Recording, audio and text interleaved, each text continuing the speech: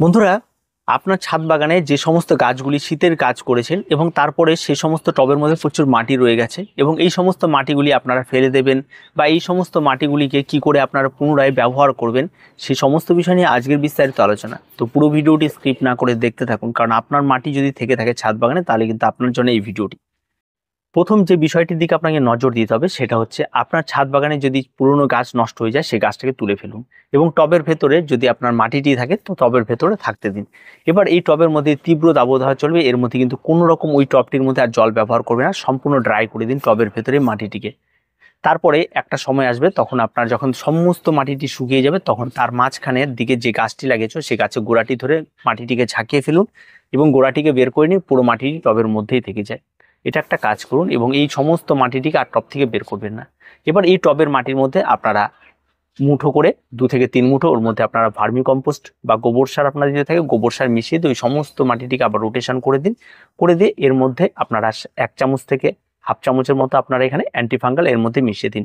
সমস্তটা মিশিয়ে দিয়ে আপনারা এর মধ্যে পুনরায় আপনারা গাছ লাগান, সেটা গরমের গাছ হতে পারে, যে কোনো কিছু হতে পারে, আপনারা এর মধ্যে লাগান এবং জল প্রয়োগ করুন। দেখবেন এর মধ্যে খুব সুন্দরভাবে গাছ বেড়ে উঠবে।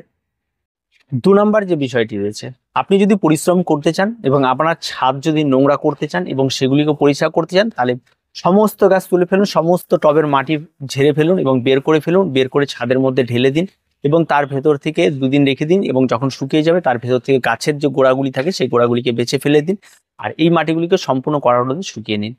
যদি আপনি ফ্রেশ মাটি নিতে চান এবার এই সমস্ত মাটিগুলি যখন ধুলো হয়ে যাবে তারপর সেগুলিকে ছেঁকে নিন, গাছের যে ছোট ছোট গোড়াগুলি ছিল সেই গোড়াগুলিকে আলাদা করে ফেলুন এবং সমস্ত মাটিটিকে আলাদা করে নিন। মাটি আলাদা হয়ে গেলে এবার এর মধ্যে আপনারা সার মিশিয়ে আবার এই মাটিটিকে আবার রোদে একদিন শুকিয়ে দিন, তারপর আপনারা টবে ভরে ফেলুন। টবে ভরে ফেলে এইভাবেও আপনারা এই মাটিতে আবার গাছ করতে পারবেন। তাতে কিন্তু কোনো রকম কোনো নতুন মাটি পুরনো মাটির মধ্যে কোনো ডিফারেন্স কোনো কিছু হবে না, এর মধ্যে আপনারা করতে পারবেন। 3, যদি আপনি দেখেন যে এই মাটির ভেতরেই যে শিকড়গুলি রয়েছে, গাছের গোড়াগুলি রয়েছে, সেগুলি অনেক সমস্যা করছে, তাহলে এগুলিকে আরেকটি কাজ করুন।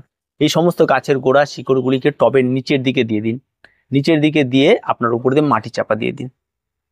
দেখবেন ওই নিচে থাকা এই শিকড় বা আপনার গাছের গোড়া যে সমস্ত পাতা ফাতা রয়েছে সেগুলি আস্তে আস্তে ওখানে পৌঁছে আপনার সারও তৈরি হয়ে যাবে এবং এগুলি আগাছা আপনার ছাদ থেকে পরিষ্কার হয়ে যাবে।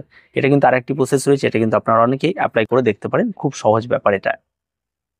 মাটি নিয়ে আমাদের অনেকেরই ভ্রান্ত ধারণা রয়েছে যে একই মাটিতে গাছ করলে মাটির গুণাগুণ নষ্ট হয়ে যায়। আমরা যে সমস্ত গাছগুলি করি সেগুলি সাধারণত ভার্মি কম্পোস্ট ব্যবহার করি, তাই মাটির গুণাগুণ নষ্ট হওয়ার কোনো প্রশ্নই ওঠে না। একই মাটিতে আপনি বছরকে বছর গাছ করুন, তাতে কোনো রকম কোনো সমস্যা নেই।